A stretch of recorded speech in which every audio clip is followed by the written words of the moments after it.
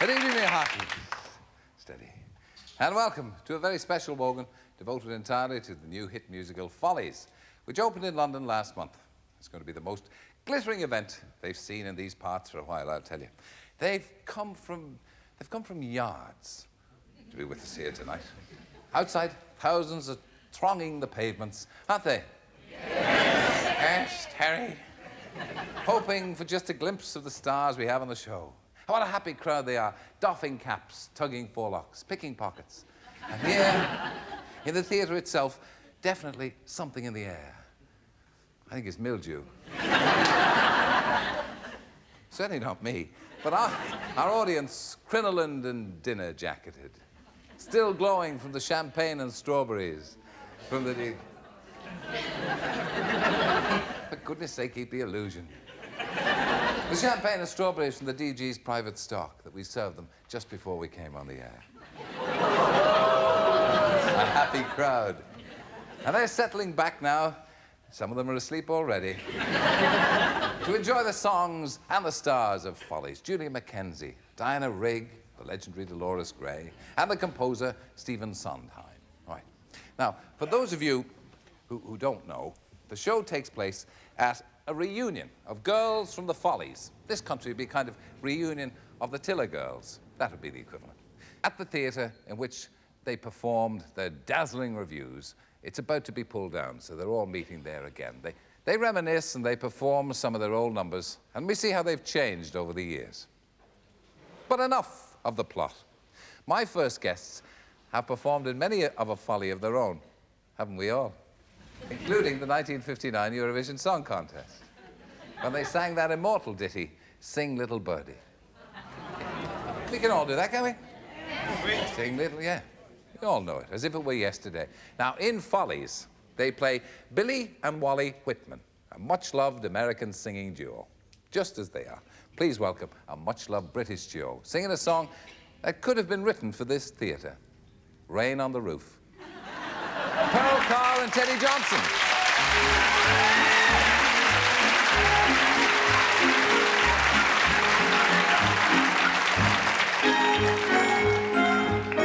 Listen to the rain on the roof go pit-pitty-pat, pit-pitty-pat, pit-pitty-sit-kitty-cat, we won't get home for hours. Relax and listen to the rain on the roof go plunk-plank-a-plink, plunk-plank-a-plink, plank-a. Let's have a drink and shelter from the showers.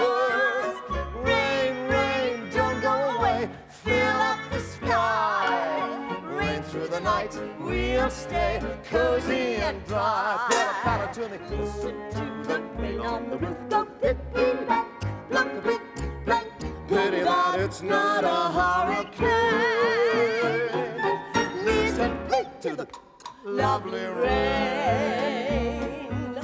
Rain, rain, don't go away. Fill up the sky. Rain through the night, we'll stay cozy and dry. Listen to the rain on the roof go pit-pitty-pat, plunk-a-plink, plank. Pity that it's not a hurricane. Listen to the lovely rain.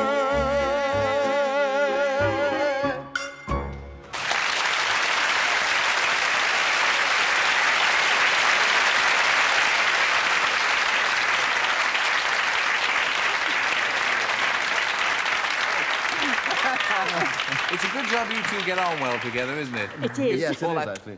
Yeah. Stuff. Yeah. I mean, was that embarrassing to do all that at first when you were in rehearsals? No, not at all, no. In fact, you rehearsed in your back garden, didn't you? We did. For the dancing. And the neighbours That's were right, very yeah. worried. Yeah. They wonder what it was all Can't about. be easy to learn to dance in your back garden with all that soft shoe stuff. No.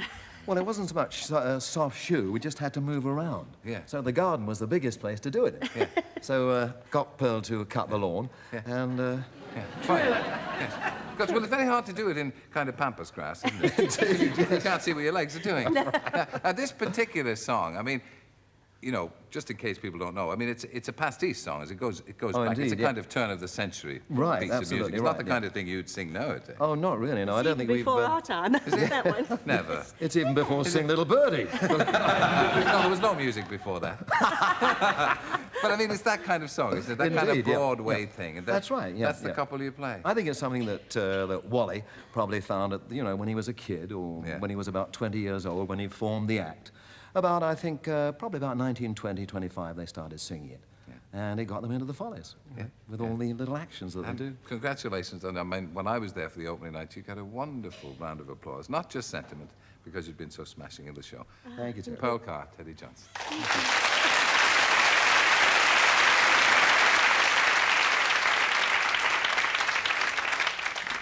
Now, the composer of Follies is a man who begat legends and spawns cults.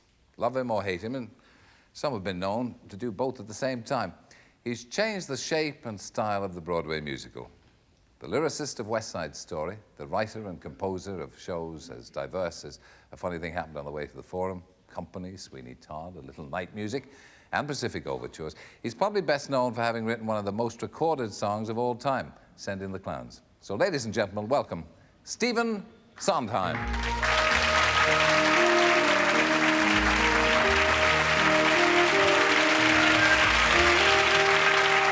Welcome, Stephen. From a busy schedule, delighted to see you. You're here, obviously, to open the Follies. Yes. Yes, we had a nice opening. Yeah. You're an extraordinary man. That the subjects that you pick for musicals are tremendously original. I mean, one wouldn't have thought that you would pick Ingmar Bergman's Smiles of a Summer Night on which to base a musical, but you did with the Little Night Music. Yeah, well, we wanted to do, we being Hal Prince and I, wanted to do a romantic musical, and we had tried many years earlier to get the rights to a play called Ring Around the Moon that had big success here. And we couldn't get the rights, so that 10 years later when we had the chance again, we tried again, and again we couldn't get the rights. And so we decided we would try to find the nearest thing to that. And we wanted to get a musical that took place over a weekend and in some kind of elegant surround and dealt with romance. And the Bergman picture, though it's darker than Little Night Music, that is to say it's more about death, nevertheless provided us with the springboard for it, and with Bergman's approval. And of course, probably the most popular and possibly the most recorded song that you'd ever done, Send in the Clowns, Yes. was written as a kind of adjunct. As a second thought.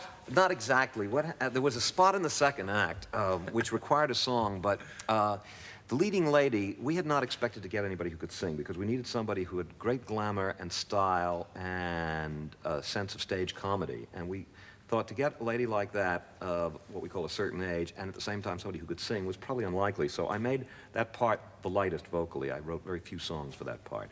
I had none for her in the second act. And this spot in the second act, which is sort of the climactic scene between her and her lover, I had intended to write a song for the man who was cast as a singer. And then we found that we cast Glynis Johns and she could sing. So during the third week of rehearsals, Hal Prince said to me, I think we could afford to have Glynis sing this song because I think her voice is pretty. So why don't you go home and think about it? And I did. And it only took 2 days to write that song. I remember going to see A Little Night Music in London, and it was enormously popular, great success, and great charabancs full of people coming from all over the country. And they sat there bemused because some of the music, in popular terms, was a little difficult, a little inaccessible. I sat there bemused myself, and everybody was waiting for Send in the Clowns. And once Gene Simmons, who'd sung it on the stage here, sung it, then we all went away happy. There's a funny story. Ned Sharon was coming out of a music tent, which is a stock production, that is to say, of Little Night Music in the United States, and heard one couple at the end of the show going up the aisle. And it's right after seeing Little Night Music, the woman turned to her husband and said, "That song, Send in the Clowns, is so pretty. What's it from?" You don't care, do you? No. My goodness, it's the show that counts. I mean, it's lovely if you can get a popular song, but that's so, popular song is so much a matter of luck. It's the right artist, it's the right song. I don't think Hello, Dolly might have been such a big hit if Louis Armstrong hadn't decided to record it when he did.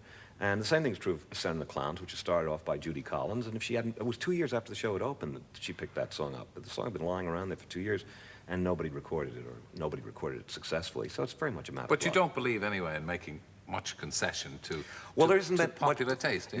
In these days, it's not a question of concession. In the old days, when popular music came from the stage and came from films, it made sense. But it doesn't anymore because popular music now, the source of popular music is the artists themselves, the recording artists. They write their own stuff for the most part.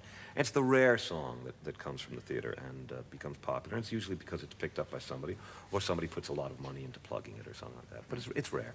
So there's no point. And in a way, it's a relief because 25 years ago, you had to worry about that sort of thing. Nowadays, you have to worry about Your great inspiration was Oscar Hammerstein. Yes, he was sort of a surrogate father for me, and he certainly taught me everything I know about the. But he wrote enormously popular. Yes, but in music. those days, all the popular songs came from movies and stage. This was before the pop revolution of the 50s. Was he a help to you, Oscar Hammerstein? All the time. Yes, I always played everything I wrote for him. Up until the day he died, I always went to him first. Not necessarily for critical reaction, just because I wanted to share it with him. And one of the signs of my growing up was when I started to argue with him. In my mid-20s, I started to argue with him. Because I'd play him something he would criticize. I'd say, well, I don't know about that. And then I knew, well, he could see that's like the son growing up and beating his father at tennis, you know. It's the old cliche question, but how do you do it? Do you sit down at the piano and Oh, tickle the ivories and no, out I it try. comes? I'll tell you. You know, you get limited by your own piano technique if you do that. My piano technique is moderate. I have a very good right hand and a very lumpy left hand. I'm very right-handed. A lumpy left hand. Oh, yeah, it's good for that sort of stuff. But the right hand is very flashy. And I was, as a matter of fact, urged by my music teacher when I was 14, 15 to take up a concert career. And I don't like performing in public, and B, I realized my left hand was never going to be very good. So if you write at the piano, you tend, first of all, your muscle memory tends to make your fingers fall into the same chords. And secondly, if you have a bad left hand, it's going to show up in the music. So I try to write away from the piano as much as possible. Try to hear the music, which is the way most classical composers did it, you know. It's if they had written at the piano, although Stravinsky is a famous exception. He wrote everything at the piano, which is very hard to believe when you hear something like Rite of Spring. But I try to write away from the piano, and I try to make the lyrics and the music develop at the same time. You like to do it all yourself, though? Oh, yes, yeah, I prefer it. I have fewer people to argue with.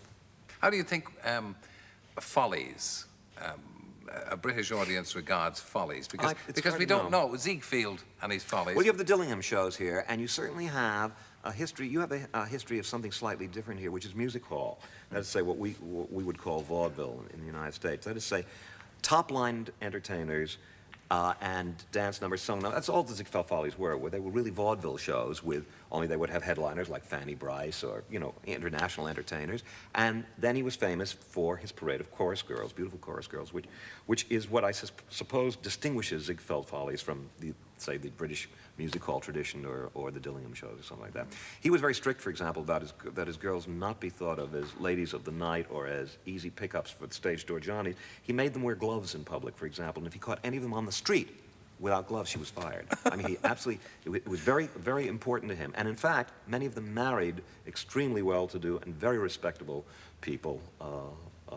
As indeed they did over here. Oh, well, there it is. But it's probably because Ziegfeld wanted to be sure that they were not treated as, quote, chorus girls, end quote, but were treated as ladies. And he made them behave as ladies. Yeah. Now, you first staged it, I think, on Broadway 16 years ago. That's exactly right. Yeah. Has it changed since then? Oh, yes, we changed it quite a deal. Our attitudes, Jim Goldman, who wrote it, and our attitudes have changed towards it. And Cameron McIntosh, who produced it, was anxious to have Jim take another look at it and maybe another take. So it's different in texture. It's a little hard to describe how different it is unless you'd seen both. Well, it's a great pleasure to talk to you. Thank you. Nice to meet you, too. Stephen Sondheim. Thank you.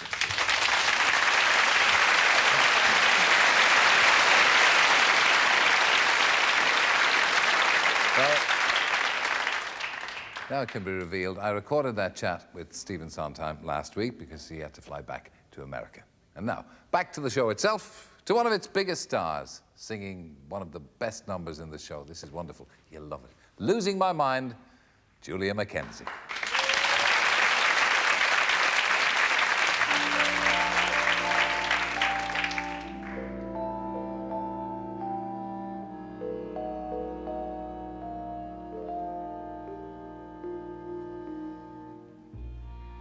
The sun comes up, I think about you. The coffee cup, I think about you.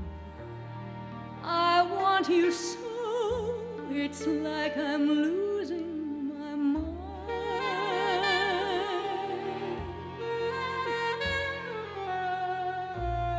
The morning ends, I think about you. I talk to friends, I think about you. And do they know it's like I'm losing my mind?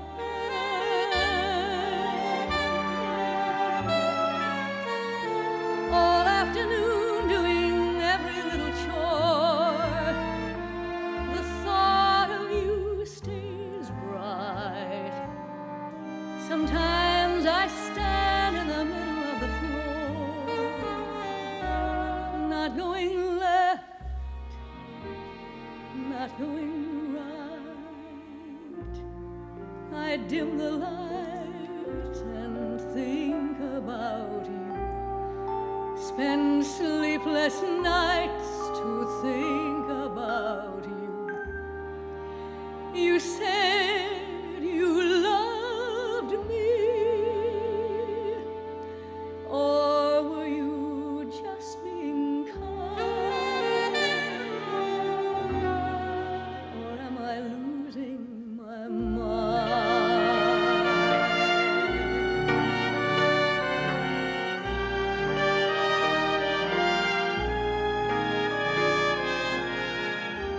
I want you so, it's like I'm losing my mind.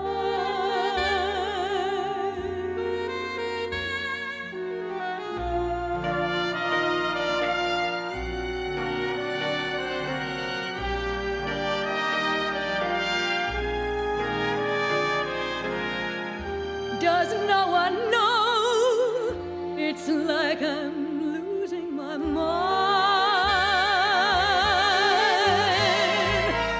All afternoon doing every little chore, the thought of you stays bright. Sometimes I stand in the middle of the floor, not going left, not going right. I dim the lights and think about you. Spend sleepless nights to think about you. You said you loved me, or were you just being kind?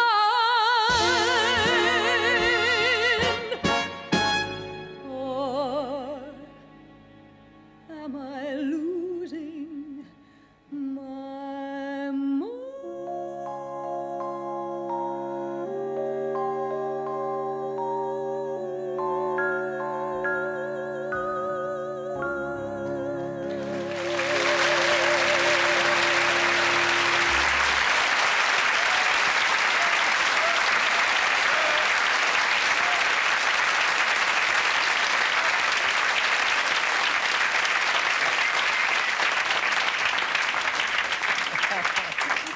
Oh, that is so beautiful. Thank you. And watching you get emotionally involved when you're singing. I do a bit. I You do a can't bit. you can't do it any other way. I suppose you can, but all his stuff is so internal. You know, Yeah. they're all acting exercises, and you recall little things from the past and use them. But you and, used to sing that in Side by I Side by did. Sondheim I've as sung well. that for 18 months of my life. You've sung it a lot, and yet every Yes. time you sing it, you still feel. Well, his stuff does trigger off. I think it triggers off not only in the performer but also in the audience. A lot of people have said, yeah, we wept. You know, I think for instances in your own life. You know. Well, I'm sure many people in our audience here, many people at home, used to seeing you in Fresh Fields. Yes. See you singing something like that. They think this is not the Julia Mackenzie we know and love. I mean, and you have in the theatre and indeed on television played some fairly wither-wringing parts. Haven't you? You have. And yet you seem an uncomplicated person. You seem very vivacious and unaffected. Well, that's nice of you to say. So Terry Yeah, said but I you mean, I'm know, expecting. yeah. I mean, surely the prima. Well, no, it's true. The prima donna doesn't break out a lot. Good God, man, I was born in Enfield. You don't get prima donnas in No. Do you think maybe if you were more of a prima donna, you might now be a dame of the British Empire? Oh, dear God. No. Good Lord, no. No, you don't have to put on the style, do you? I No, mean, you don't. Not when you've got as much talent as you have. Oh, thank you very much. So, and, this whole thing, wasn't this, I mean, not without taking away from Stephen Sondheim, I know you wouldn't anyway, but wasn't this your idea? Wasn't this, Well, so didn't they you say. say to Cameron McIntosh, So he says, I think we must... or have you forgotten? Well, we most probably were quite drunk, the pair of us, somewhere, I don't know. But no, I don't actually remember saying it, but I'm sure I probably did, because any time I get a chance to get any of Stephen's work on, I work at it very hard, because I just want everybody to get to know his stuff. You know? Well, we've just celebrated, quite rightly, George Gershwin's anniversary, 50 years of his death. I hope it's not another 50 years that we're celebrating Stephen Sondheim. I hope we all stand up and shout now and say, yes, you're a genius, and please write lots more. Yeah, but as I said when I was talking to him, and as he admitted, he doesn't make many concessions to what could be called popular taste. Oh, no. He makes the audience work. One of the remarkable things about playing in Follies, indeed in any of his stuff, and I've done 2 shows before of his, is the quality of silence when you're singing. It's not for the singing, it's for the words. People listen. The audience goes along and it listens to every single word. Yeah. I'm always worried when that happens to our audience. I'm always waiting for somebody to fall off the balcony. No. Stephen told us of the show about roughly what the story was about. You're a kind of an old showgirl returning for the reunion. But what kind of a character do you play? Yes, well, she's a silly woman, really. She's gone through 30 years of really thinking she's in love with the wrong man, when actually she's got quite a gem under her own nose. And she goes back, and the memories of the past, the ghosts of the theatre visit them, the ghosts of their youth visit them. And they see themselves a little bit. I mean, it's not a, you know, we walk off into the sunset hand in hand and happy at the end. I think there's a lot of working out to do at the end of the show, but I think they see themselves a little more clearly at the end of the evening. Yes. Somebody said, the one criticism that I saw was that perhaps it was about the original book, that it was a little bitter. Yes, I don't think a little bitter about marriage generally and married couples. Yes, I think a little of that still remains. Perhaps it's not bitterness. I read in the newspaper the other day, Cameron McIntosh had said he doesn't think it's bitterness, it's truth. And I that think... can often be fairly sour, yes. Yes, I think it's realistic. I think people will find a lot of resonances in their own lives. And you? No, I'm very happily married. I'm one of the... You're going to say few. Well, Phil, I was in Company, and that was about the breakdown of marriage, and I think I set the record of being the only person to get married during Company. I think about 5 couples got divorced.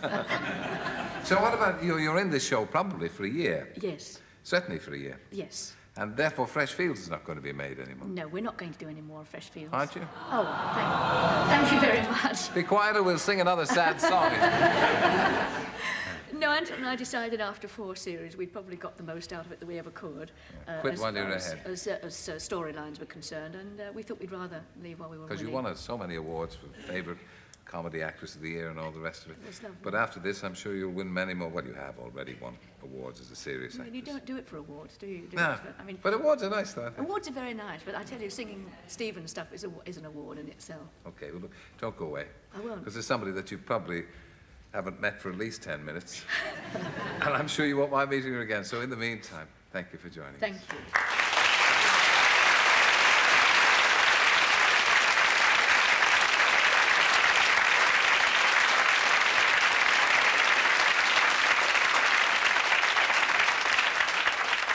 Now, some might find it surprising that my next guest has taken on the mantle of a Follies girl, but then her career has been full of surprises. Just when she seemed destined for a lifetime of great classical roles, she turned up as Emma Peel in The Avengers.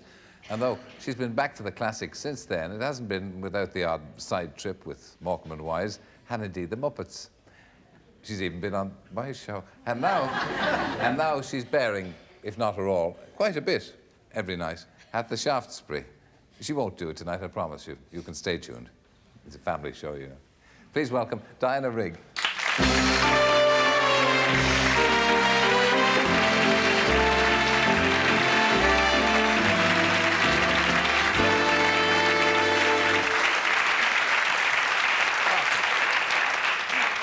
It's nice to capture you both because you're both very busy and you're in this highly successful show. We grabbed you in between as shows, as it were. And don't think I haven't enjoyed it. Now, the old dancing is a little bit foreign to you. It is a bit foreign, yes. But you hoofed with the best of them. I've seen the show, and you really do dance very confidently and with great flair. How did you train for that? Well, about 3 months before we started rehearsals, I started taking tap and dance classes. And I did about 6 hours a week. And then, of course, there was always the kitchen. I mean, while you're peeling the potatoes or doing the vegetables or something, you can always practice your tap steps at the same time. I'm not saying that the meals were quite up to standard, but the tap got better. Yeah. I mean, your daughter, did she help at all? Yes, Did she ever do a bit did. of tapping? Oh, well, she's an old hand at tap dancing. And so we used to go to tap classes together, and she'd, oh, Mummy, surely you can get that right. And oh, goodness me. It was a wonderful occasion where suddenly we had role reversal. You know, usually I'm saying to Rachel, please don't do that, or try and get that right. And she was saying the same to me in the tap classes. Yeah. I'm a bit of a tap dancer. You wouldn't care to give us... I'd love to see it, yeah. How about the table? Well, no, I'd probably break the damn thing. No, I'm sure we won't get you to give us an exhibition now. No, I'm shy. Yeah, you are. Yeah. Well, a lot of actresses are, aren't they? Mm-hmm. Yeah, you were a shy young lady, weren't you? I'm a shy older woman now, yes. There's a picture of you and Julia taken during rehearsal, which I think the public should see. You probably can't see it because you can't see him on there, but that's what happens during rehearsal. You've got mugs up your noses. What was that all about? Are you going to tell the story?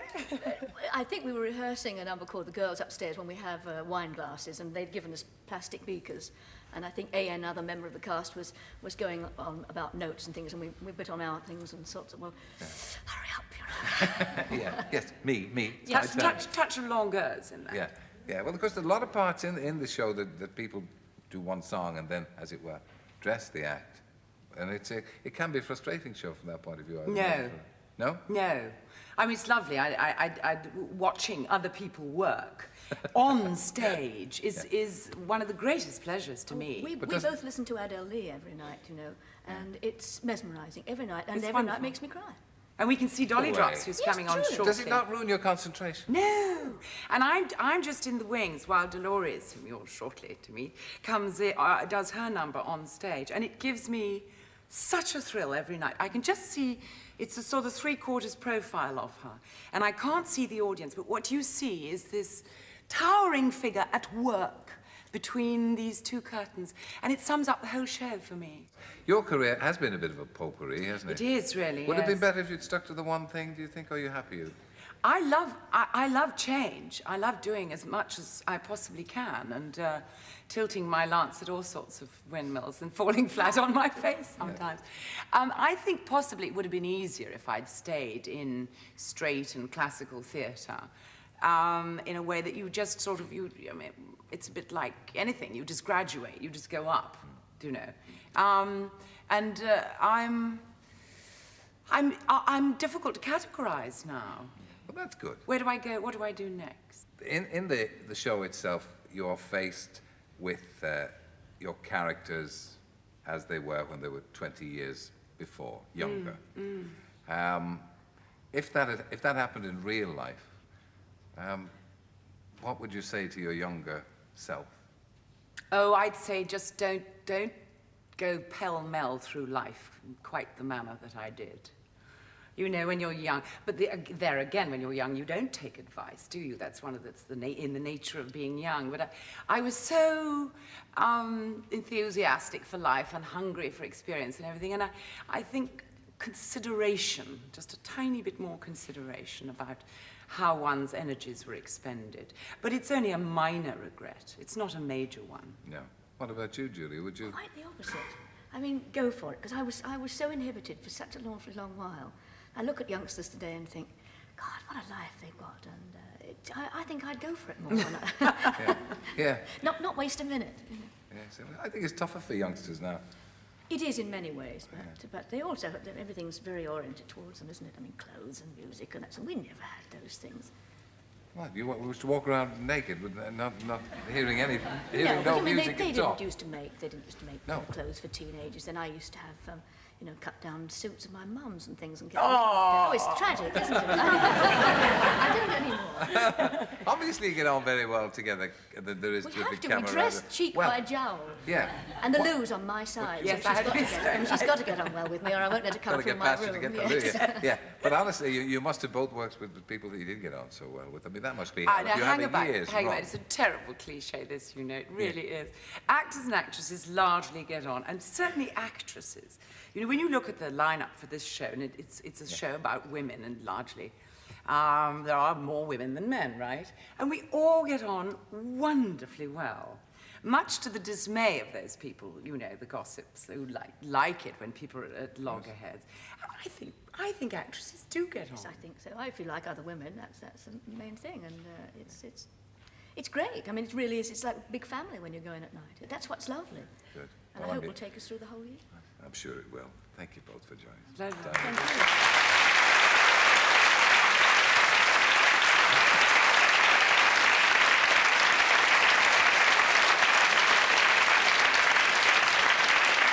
Well, as promised in the conversation, my final guest is one of the few show business legends who started at the top and stayed there. A Broadway star caused a sensation when she came to London for the first time to star in Annie Get You Gone. She caused another sensation when she came back to star in Gypsy. And now she's causing another sensation in Follies with, as you'll hear in a moment, one of the best show tunes ever written anywhere.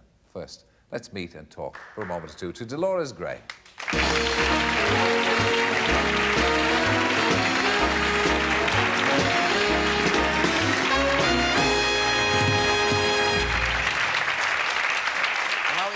We've heard you all get on very well together. Oh, it really is absolutely true. It's not just actoracy talk.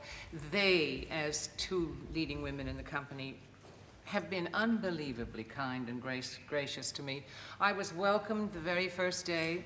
I met Julia just the night before, and then the next morning, Diana, and they just couldn't have been more wonderful to meet, to begin to know, and I love them both very much. And that came from the heart, too. Were you delighted when you read the reviews? Do you read your reviews? Enchanted. Yes, I do.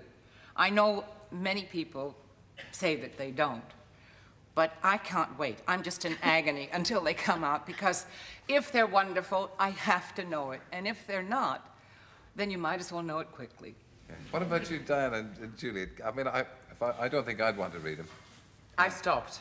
I used to when I was younger, but I don't. No, I think it's a good idea maybe to take them out like 6 months into the run when it's a cold, wet day, and maybe if friends have said they're okay, you can read them to cheer yourself up. Yeah. But she didn't need any notices. The wall of sound that goes up after she finishes, you didn't need a notice. You've got to get on the spot every night.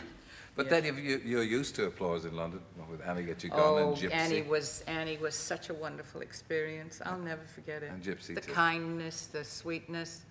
Times were very hard then, and people would stand outside the stage door and give me their coupons and their candies. Yes, this was it rationing. makes me cry. This was Annie Get Your Gun. Austerity was very much in evidence then, and people would stand and give me an orange, and they'd say, "You work so hard, and we love it so much." They really were just unbelievably wonderful. I remember you in movies as well. You didn't, for some reason, stay in movies. You seemed to prefer the theatre.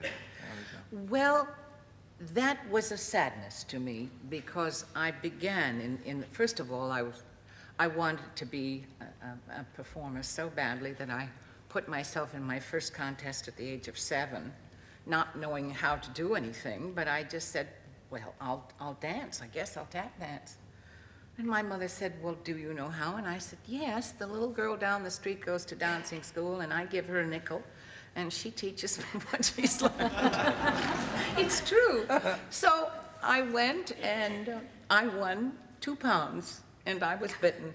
I was bitten. I knew at 7 years of age, I knew what I wanted to do.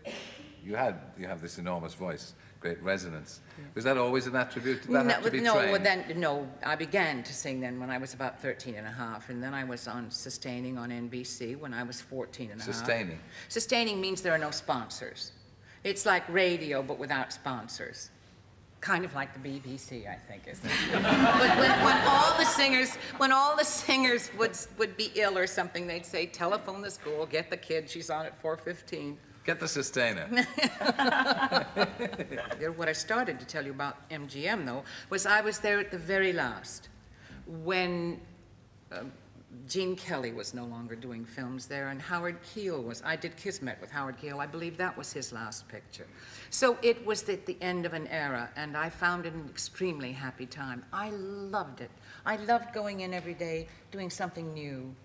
That's what you two have been fortunate enough. You go in, and in a movie you can learn every day and you know, perform in your craft and learn from other people. And I watch both of them every single night. I'm in the wings every single night. The wings are very crowded, you know. A whole lot of people admiring each other, obviously. The atmosphere is heavy with sycophants. But it's true. Yeah. Will you sing the song for us? I will indeed. Please do. Dolores Gray, ladies and gentlemen.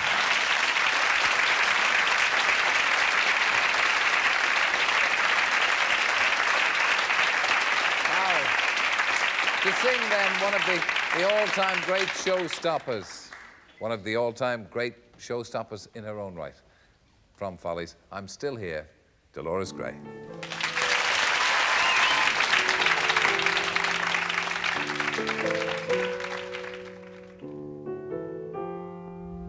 Good times and bum times, I've seen them all, and my dear, I'm still here. Plush velvet sometimes, sometimes just pretzels and beer, but I'm here.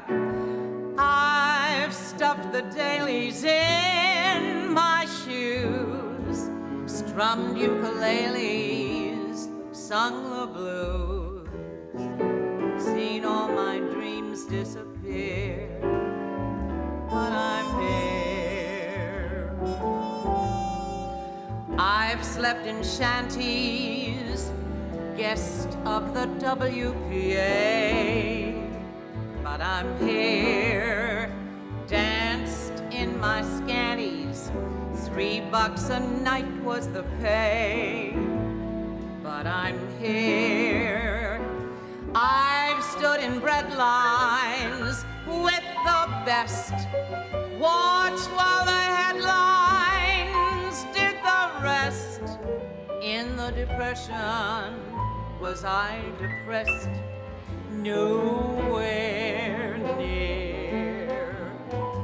I met a big financier, and I'm here. I've gotten through Herbert and J. Edgar Hoover. Gee, that was fun and a half. When you've been through Herbert and J. Edgar Hoover, anything else is a laugh.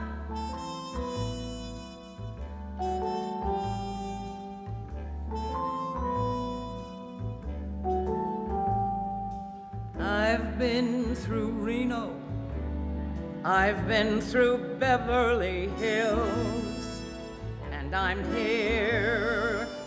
Reefers and vino, rest cures, religion and pills, but I'm here. First, you're another slow-eyed vamp, then someone's mother, then your camp, then you career from career to career. I'm almost through my memoirs, and I'm here. I've gotten through Hey Lady, aren't you who's that? Wow, what a looker you were.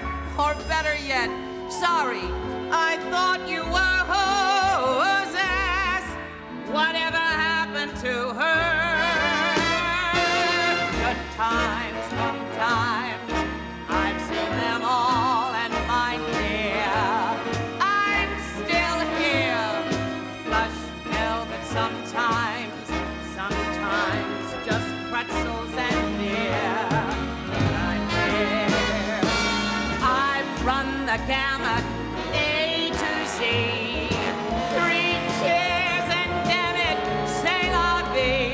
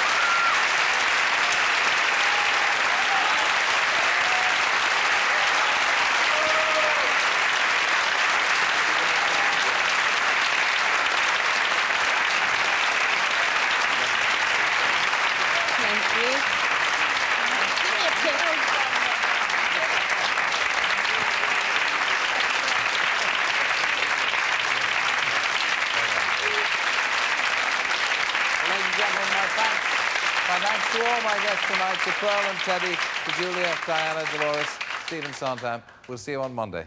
And they'll be back in the Shaftesbury, but I'm still here. Have a blameless weekend. See you 7 o'clock Monday. Good night. Good night.